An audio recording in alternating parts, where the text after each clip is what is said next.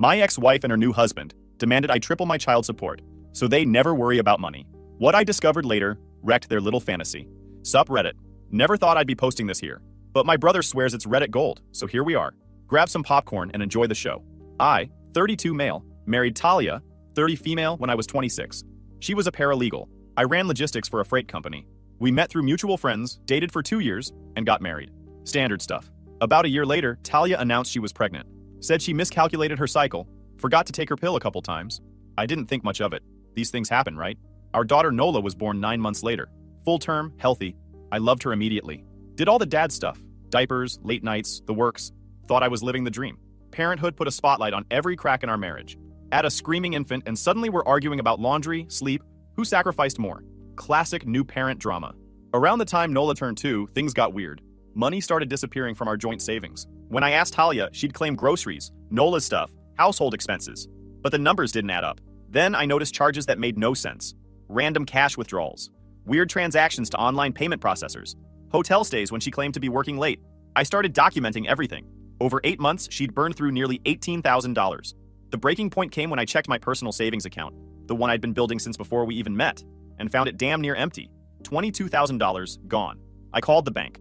Turned out Talia had gotten herself added as an authorized user years ago when we first got married. Some nonsense about being able to handle emergencies if something happened to me. I'd completely forgotten about it. The transfers had been going out steadily for months. Hundreds here, 1,000 there.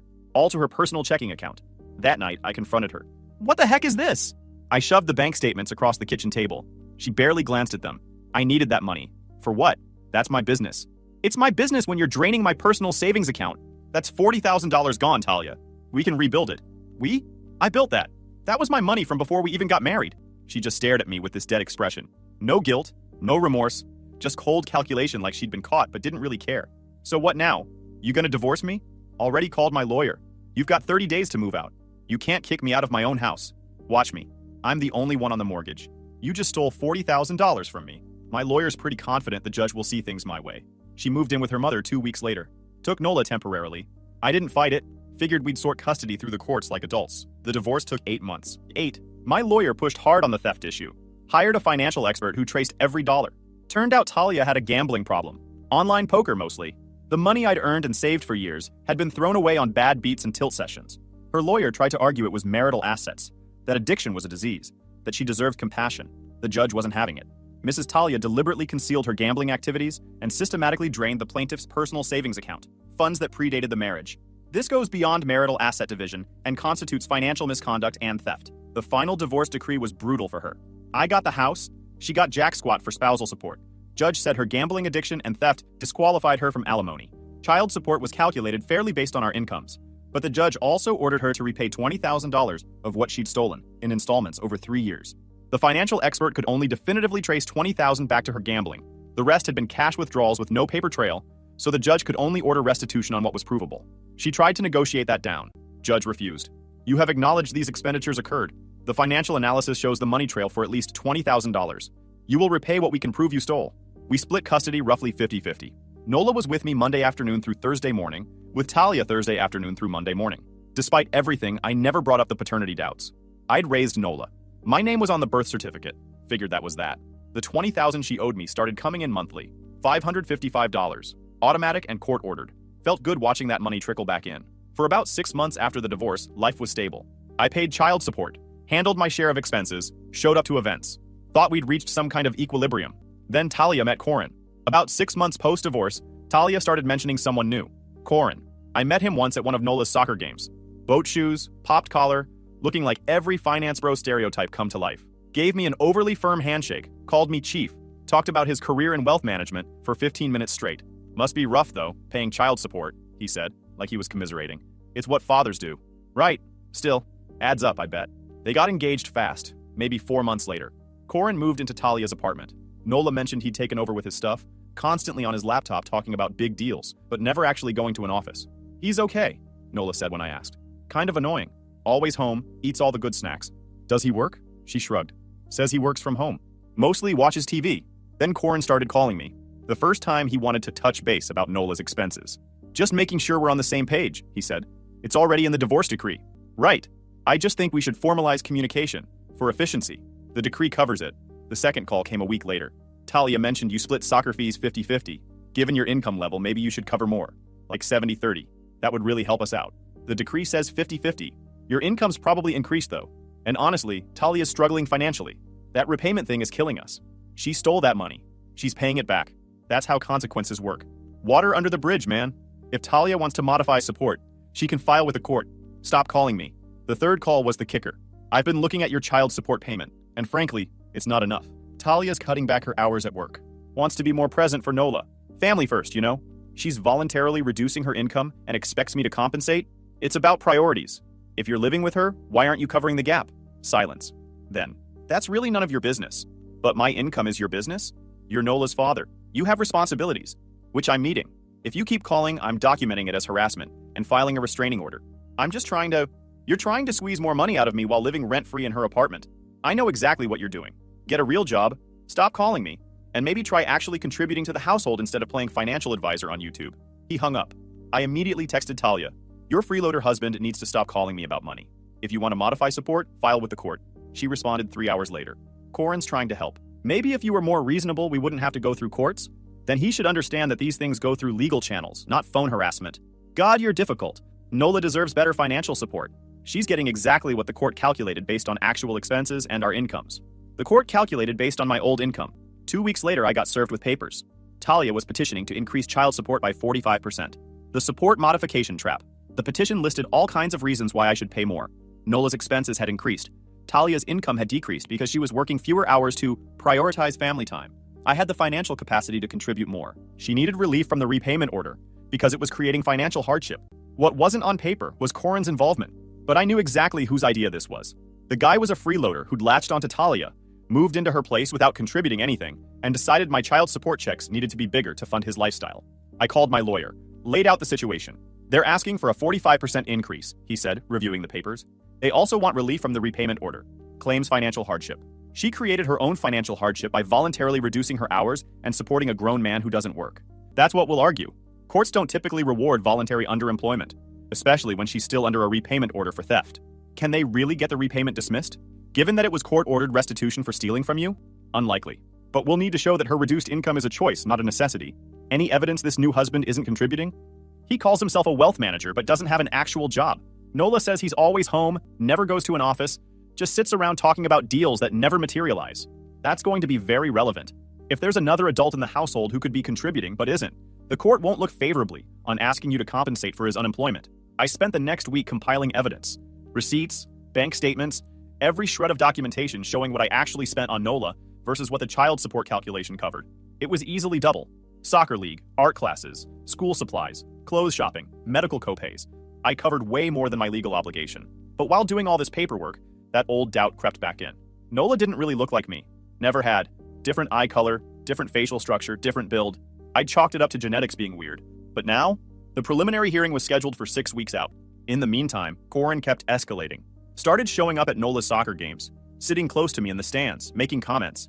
You know, if you just agreed to the increase, we wouldn't have to do all this court nonsense, he said during one game. If you wanted to avoid court, you shouldn't have filed a petition. Talia filed it. I'm just supporting her. Right, because you're so supportive. Tell me, how much rent do you pay? That's between me and my wife. But my income is everyone's business? You're already paying child support. Just pay a little more. It's not that complicated. I'm paying the court-mandated amount. If that's not enough for the lifestyle you want, maybe you should get a real job instead of pretending to work from home. His face flushed. I work plenty. Doing what? Watching CNBC and trading stocks with paper money? You don't know anything about my career. I know you live in my ex-wife's apartment without paying rent. I know you convinced her to reduce her income. And I know you're pushing her to squeeze more money out of me because you're too lazy to earn your own. That's not a career. That's being a leech. Watch your mouth. Or what? You gonna hit me? Please try. I'd love to add assault charges to this case and watch you try to explain to a judge why an unemployed man living off my child support has the guts to get violent. He stood up and walked away. Nola scored a goal and I cheered, pretending my hands weren't shaking. That night, I couldn't sleep. Kept thinking about the money, about Corin's obsession with squeezing more out of me, about how none of this made sense unless there was something I was missing. The doubt came back stronger. Nola's face that didn't match mine. Her mannerisms that seemed foreign. 5 years of raising a kid who might not even be mine. What if Nola wasn't mine? The thought sat there like a rock in my gut. Because if she wasn't mine, I'd spent 5 years raising someone else's kid, paying child support for someone else's kid, getting manipulated by my ex-wife and her freeloader husband for more money to support someone else's kid. I opened my laptop and started researching paternity law.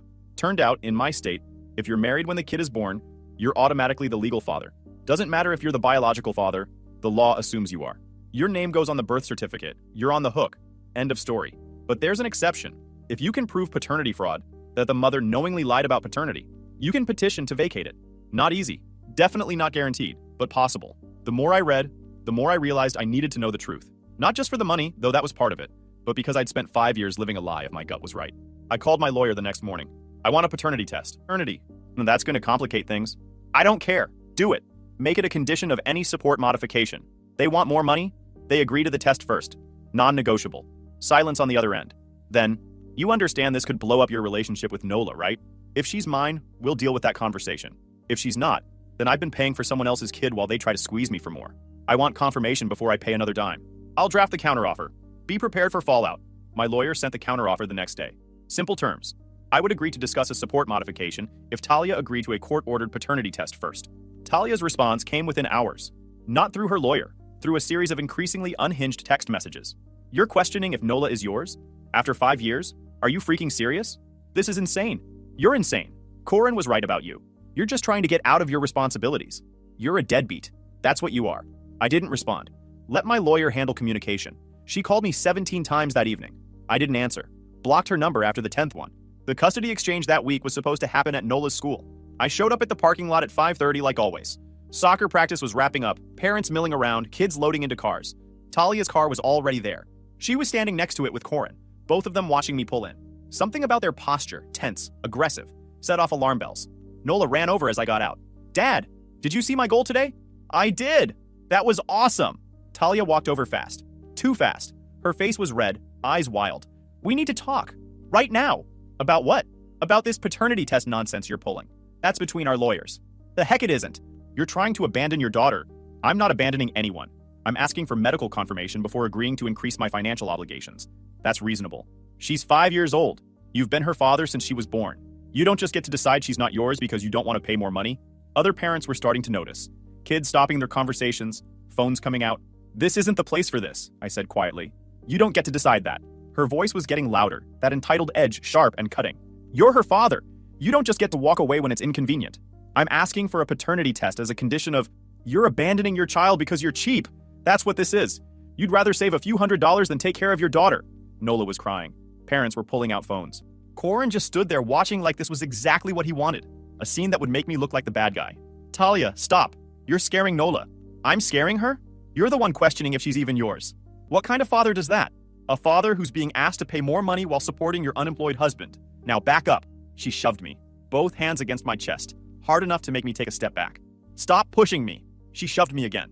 You're not doing this. You're not getting out of your responsibilities. Talia, stop. She swung. Open-handed slap that caught me across the face, hard enough to make my ear ring. The parking lot went silent. You piece of trash, she hissed. This is what you do? Question your own kid?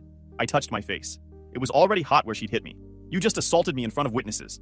I barely touched you. You hit me. In a public parking lot. In front of our daughter and about 30 other people. I pulled out my phone. I'm calling the police. Her face went white. You're not. I absolutely am. I dialed 911. Yes, I need to report an assault. School parking lot on Maple Street. My ex-wife just hit me during a custody exchange. Corin finally moved, grabbing Talia's arm. We're leaving. You're not going anywhere. Cops are on their way. This is ridiculous, Corin said. She barely slapped you. Don't be dramatic. You want to explain to the police why you think assault is okay? The cops showed up 8 minutes later. 2 officers, both calm and professional, took statements from me, from Talia, from 4 different parents who'd witnessed everything. One parent had actually filmed the whole thing, texted it to me right there. Talia tried to claim I'd provoked her, that she barely touched me, that I was making it bigger than it was. Same entitled attitude she'd had during our entire marriage. But the video showed everything. The officer looked at the video, looked at Talia and said, "Ma'am, you're being charged with assault. This is insane. I didn't hurt him. He's fine. You struck him in the face. There are multiple witnesses and video evidence. That's assault. He deserves it. He's trying to abandon his daughter. That's irrelevant to the assault charge." She started crying. Corin tried to argue that I was overreacting, that real men don't call the cops over a slap.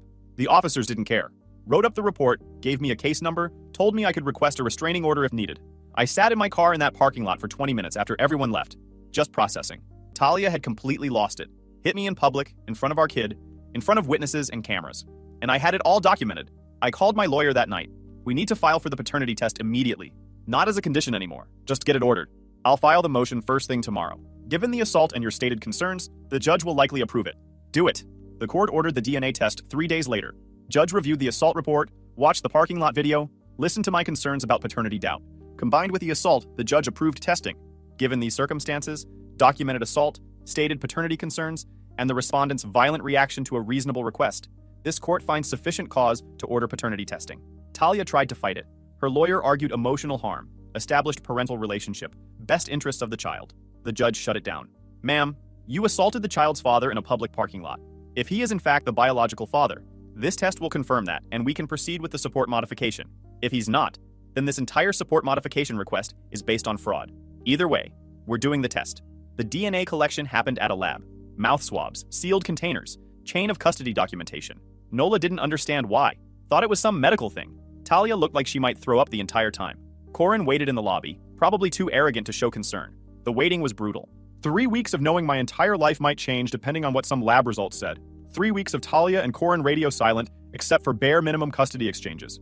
I didn't tell anyone except my brother. Kept going to work, showed up for Nola's activities, acted normal. But inside I was just waiting. The results came back on day 21. My lawyer called me at work. We got the DNA results, he said. And? 0% probability that you're Nola's biological father. I sat there in my office chair, phone pressed to my ear, waiting to feel something. Anger, relief, shock. Instead, I just felt this weird hollowness. 0%? Completely excluded as the biological father. The lab report is very clear. There's no genetic relationship whatsoever. So she lied. For 5 years. Yes. And given the circumstances, the gambling theft during your marriage, the assault, the support modification attempt, this constitutes clear paternity fraud. What's our next move? We file to vacate paternity and terminate your support obligation. We'll also be filing a civil suit for fraud and seeking restitution for all support payments made under false pretenses. The hearing was scheduled for 2 weeks out. Emergency motion given the DNA results and the ongoing support modification case. But there was one more thing I needed to know. Can we request Corin submit to testing?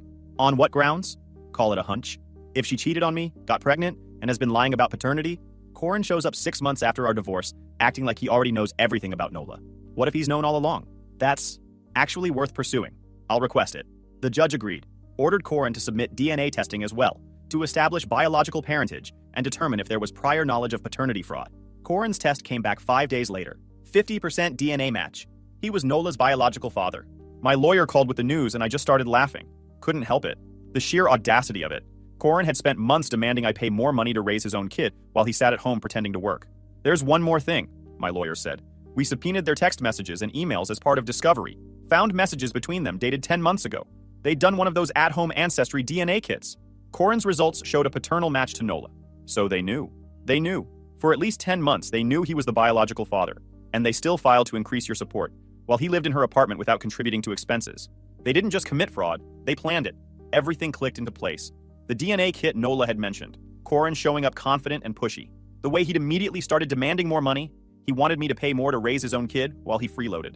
So she got pregnant by him, while married to me, let me believe Nola was mine for 5 years, divorced me, married the actual father, and then tried to make me pay more child support for his kid while he sits at home pretending to work.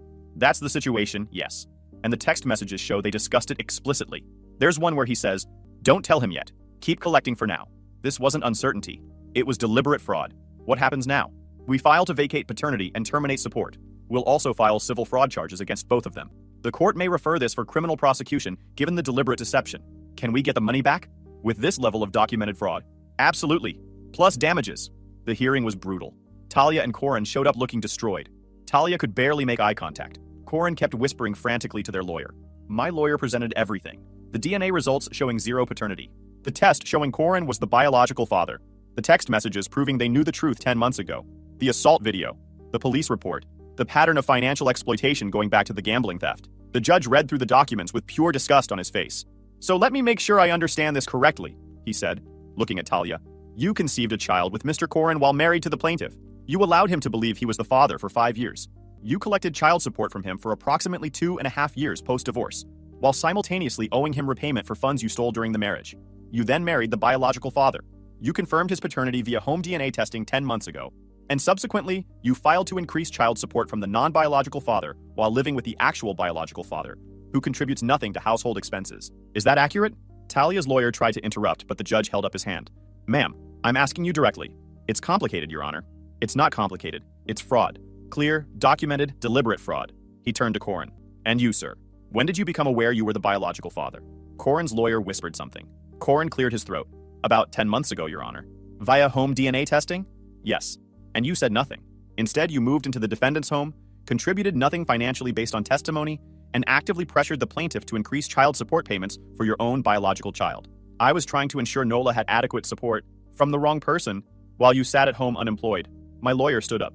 Your Honor, we have text messages showing explicit discussion of continuing to collect support from my client even after they confirmed paternity. This wasn't accidental. It was planned fraud. He submitted the messages. The judge read them, and his face went from disgusted to furious. Mr. Corin, you wrote, and I quote, "Don't tell him yet. Keep collecting for now." You knowingly allowed fraud to continue while freeloading off the defendant and planning to increase the fraud. Corin's face went white. The judge ruled from the bench. Paternity vacated immediately. Child support terminated. Corin ordered to be placed on the birth certificate as the legal father within 30 days. The remaining balance on Talia's theft repayment to continue. Case referred to the prosecutor for criminal fraud investigation. Then came the part I've been waiting for. Additionally, given the severity and duration of this fraud, combined with the assault charge and the defendant's history of financial misconduct, I'm ordering full restitution for all child support payments made under false pretenses. The calculation shows $32,000 paid over approximately 2.5 years. Given the documented fraud, prior theft, assault, and Mr. Corin's participation in the scheme, I'm also awarding legal fees and punitive damages. Total restitution, $75,000. Joint and several liability. Both defendants are equally responsible. Talia gasped. Corin looked like he'd been hit by a truck. Your Honor, that's excessive, their lawyer started. What's excessive is committing paternity fraud for 5 years, collecting support under false pretenses while owing restitution for prior theft, attempting to increase that fraudulent support, assaulting the victim when confronted, and having the biological father freeload while demanding more money. $75,000 is more than fair. You have 90 days to establish payment arrangements or face contempt charges and potential jail time. This hearing is concluded. I stepped back from Nola for now. She didn't lie to me, but I refuse to stay in their mess just to keep being used. If she wants answers when she's older, I'll give them to her straight. We walked out of that courtroom. I headed straight for the exit, but Talia's voice caught me in the hallway. Wait, please? I stopped but didn't turn around. What? Can we talk? Somewhere private? We have nothing to discuss. Corin appeared next to her, his face red. Look, man, we messed up. We know that. But $75,000 is going to destroy us. We're asking you to work with us. Maybe we can settle for less. I turned around slowly, looked him dead in the eye. You committed fraud against me for 5 years. You confirmed you were her father 10 months ago, and still let me keep paying. Then you tried to make me pay more while you sat on your behind pretending to work. And now you want mercy? The restitution is going to ruin us. Not my problem. Nola's going to suffer. That's your daughter. Your responsibility. You wanted to play house while I paid for it? Congratulations. Now you get to actually support your own kid instead of making someone else do it. We didn't know how to... You're a grown man with a child. Figure it out. Get a real job. Stop pretending to be a wealth manager and actually contribute something for once in your pathetic life. His hands clenched. You don't know anything. I know you're a freeloader. I know you've been living off my child support and her paycheck for months. I know you pushed her to reduce her income so you could squeeze more money out of me. I know exactly what you are. A parasite who found a meal ticket and tried to upgrade it by tapping my wallet. Well, that's over. You're Nola's father. You pay for her. Welcome to parenthood, Chief. Talia was sobbing. Please, I'm begging you. We can't pay that much. Can't you just... No, but you stole from me during our marriage. Let me raise another man's kid for 5 years. Try to make me pay more. You committed fraud. These are consequences. Pay up or go to jail. Those are your options. I walked away. Didn't look back. The restitution hit them like a freight train. The court ordered wage garnishment at 35% of both their incomes until the debt was paid. Automatic, unavoidable, brutal. But that was just the beginning. The assault charge resulted in a guilty plea. Talia got 6 months probation, mandatory anger management classes, and a criminal record that made getting legal jobs almost impossible. Her law firm found out and fired her immediately for ethics violations. Corin's pretend career evaporated. Word got around about the fraud case. The few clients he had disappeared overnight. His income dropped to zero. The criminal fraud investigation moved fast. Prosecutor was angry about the calculated nature of the deception. Filed charges against both of them. Theft by deception, conspiracy to commit fraud, perjury and family court filings. Felony charges that came with potential prison time. They took a plea deal to avoid trial. Both got 2 years probation, community service, and restitution enforcement. But the felony convictions meant Talia could never work in law again, and Corin could forget any legitimate financial career. Their combined income crashed. Then the garnishments started hitting. 35% of nothing is still nothing. The court modified the garnishment to include any future income, any tax refunds, any windfalls. They were trapped. The eviction notice came about 6 weeks after the ruling. Couldn't make rent with no income and mounting debt. Had to move into a studio apartment in the worst part of town. Nola's stuff got crammed into a corner. No privacy, no space, just poverty. But here's where it gets even better.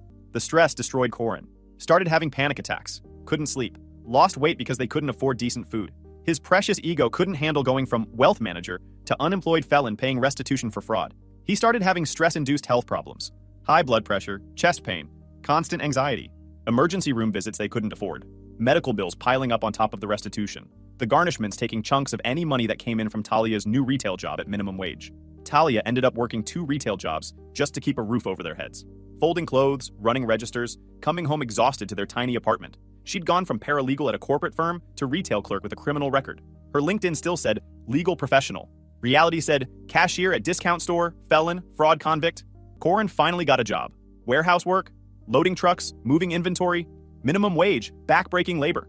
The wealth manager fantasy officially dead. Now he was just another guy in a reflective vest earning barely enough to survive, while watching 35% disappear to pay back the man he'd tried to scam. His health kept deteriorating. The physical labor combined with the stress led to more ER visits. One time, he threw his back out so bad he couldn't work for 3 weeks. No work meant no income meant no money. For the garnishment meant contempt charges hanging over his head. Nola's life imploded. The tiny studio apartment was depressing. Her school district was dangerous. Metal detectors, fights, underfunded programs. No more private soccer leagues, no more art classes, no more nice clothes. Her birthday that year was gas station cake and dollar store presents. She tried to reach out twice, left voicemails saying she missed me, asking why I wouldn't talk to her. I deleted both without responding. Not because I wanted to hurt her. She hadn't done anything wrong, but she wasn't my daughter. The DNA proved that. I'd requested no visitation during the hearing. Judge approved, citing best interest given the circumstances. The money kept coming in. Slow at first because they had no income. But once the garnishment started hitting Talia's paychecks, it flowed steady, every 2 weeks like clockwork. Watching that money return felt like justice in liquid form. By month 6, they'd paid back about $7,000, $68,000 to go. At first, the payments were small because Talia was still looking for work after getting fired. Once she started working retail, the garnishments picked up. By month 12, they'd paid back about $16,000 total, $59,000 to go.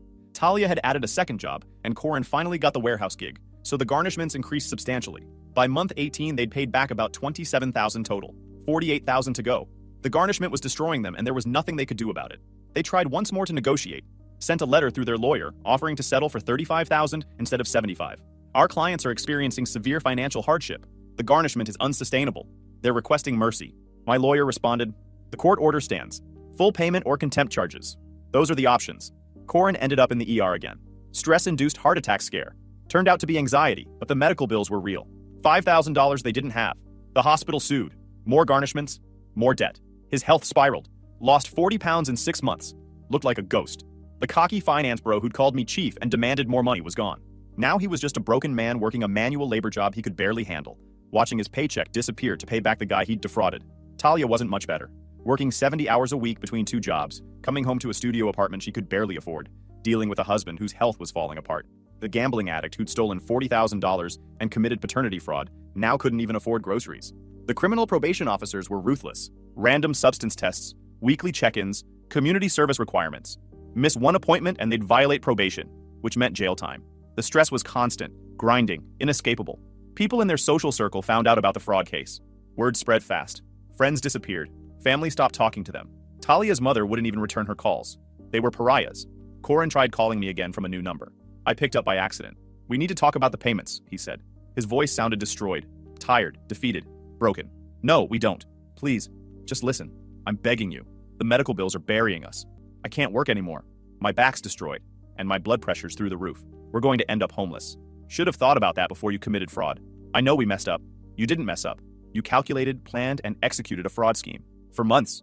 While knowing the truth, while living off my money, while demanding more. That's not a mistake. That's criminal behavior. Which is why you're a convicted felon now. The stress is killing me, literally. The doctor said I'm at risk for a real heart attack. Then maybe you shouldn't have committed fraud. Actions, consequences. You wanted to play games with my money? Now you pay. Every penny, however long it takes. Nola's living in poverty because of this. Nola's living in poverty because her biological father is a freeloader who committed fraud instead of getting a real job. That's on you. You're her father. You support her. That's how it works. I'm begging you. Beg all you want. You're paying $75,000. Not a penny less. The court said so.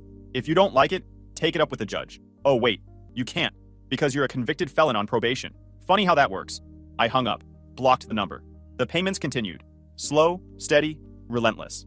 Every 2 weeks like clockwork. My life? Simple. Clean, free of lies and freeloaders.